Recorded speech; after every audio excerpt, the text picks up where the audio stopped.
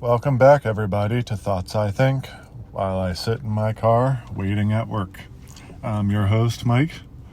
And first, I want to start off by thanking everyone. I got several subscribers, got some good comments on my short, and lots of likes. I'm new to YouTube, so it's nice to get the support. Thank you, everyone. And a big shout out to my producer, Josh, also known as Super Gaming 19 on YouTube.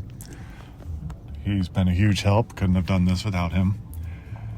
All right, so today I want to talk about therapy and therapists, like I mentioned in my short. I'm going to tell you a little bit about me, and then I'm going to go on a little bit of a rant.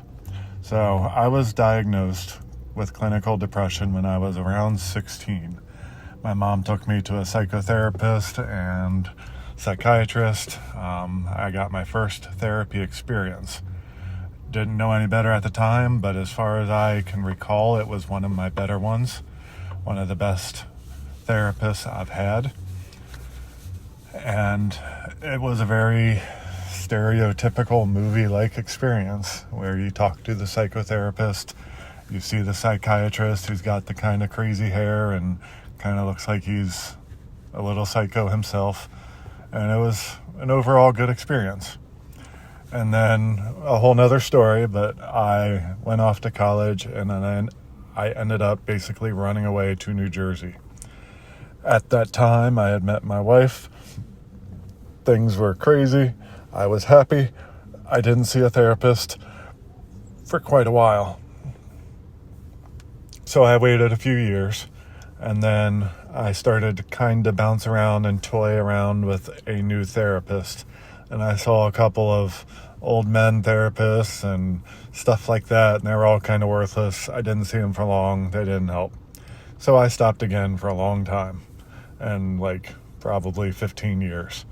So then fast forward to about 5 years ago, maybe a little bit more, I had to take my child to therapy, not my producer, one of my other children. I had to take them in for therapy. And I actually started seeing one of the therapists in their practice, and she was really good. She seemed to help me, but knowing what I know now, we did not talk about what I should have been talking about, and she didn't really guide me in that direction. So she ended up leaving the practice, and I went another year or so without any therapy. And then things started getting worse. So I found another therapist from my insurance, going through the therapists that are on the plan. And this was the worst bitch motherfucker I've ever talked to. I saw this lady for about a month. Every session, she would ask about my week.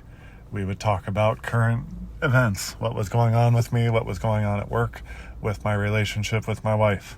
And that was all we would talk about. That's all she would really lead me into. Part of this could have been my fault because I didn't fully know how to talk to a therapist or what I was supposed to talk about. But I feel like she should have kind of led me in a certain direction. So we started talking about this, about my boss, and she said, well, just find a new job, just quit, or just tell him how you really feel, which would have gotten me fired immediately if I told him how I really felt. And then we started talking about my relationship and some issues I was having at the time. My wife may or may not know about, so she might kill me when she hears this. But her reaction was, then just leave her. What would happen if you were to just leave her? And it was this really stupid advice that was worthless and did not help me at all. And as I kept going, because of the direction she was leading me, I didn't have anything else to talk about. So she told me, I don't know what depression is. I don't have depression. It's all circumstantial sadness. And stop wasting my money and her time. And when I'm ready, I could come back. Of course, I didn't fucking go back. Why would I ever go back to that bitch? So I stopped seeing her, and I waited probably a year because that really fucked me up for a long time. I started to wonder if I did have depression, if I did really know what it was, or if I was just stupid and just sad because of events. I talked to my wife, talked to friends, and I did realize I probably did have a much deeper problem. And I have finally found another therapist who is excellent, quite possibly the best one I've ever talked to. She's leading me on the right path, and part of that is me. I have kind of learned better what I need to talk about, where I need to lead the conversation, and it's wonderful. So on my short earlier this week, I had asked for everyone's experience with therapists, if they had any extraordinarily bad experiences, any unusual experiences. And I did get a couple of comments. One I wanted to mention, she was at a family therapy session that was getting a little uncomfortable. So she tried to leave the session, and her therapist physically forced her to stay in the room, would not let her leave. My opinion on that, and this is personal opinion, as I said in the first episode, I'm not a doctor, I'm not a therapist, have no license, have no real education on the matter, but fuck them. How dare they? They're there to help you and to make you feel comfortable, and if you're not comfortable in that room, then they should let you leave. You're paying them to get what you want. You're paying them to be there as long as you want to be there, and they are there to provide the service to you at your expense.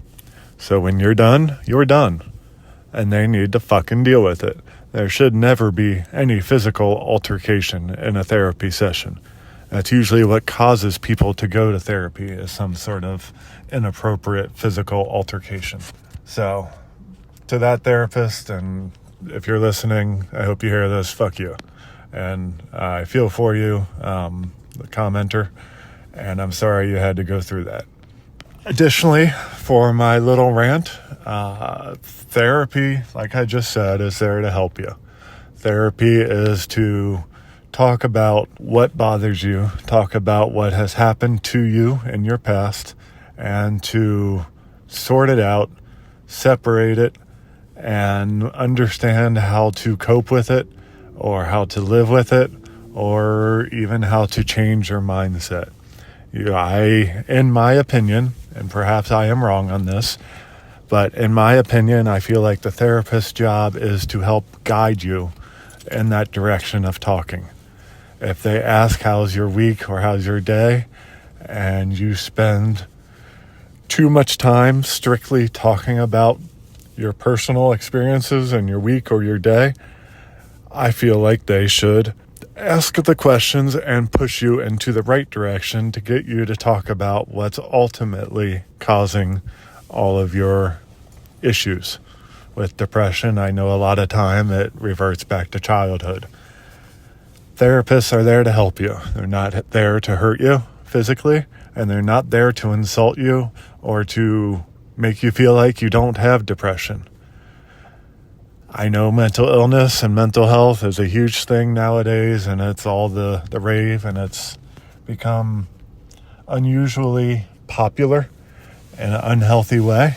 But if you truly have depression or anxiety or any other mental illness that I'm not mentioning, and you're seeing a therapist, you pay them for their service to help you get better and to help you live a better life.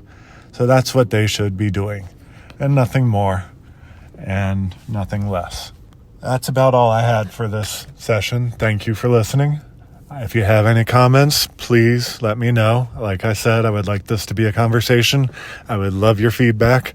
So leave a comment, subscribe to my channel. I hope I helped, and I hope you enjoyed my story. And I hope to see you again next week.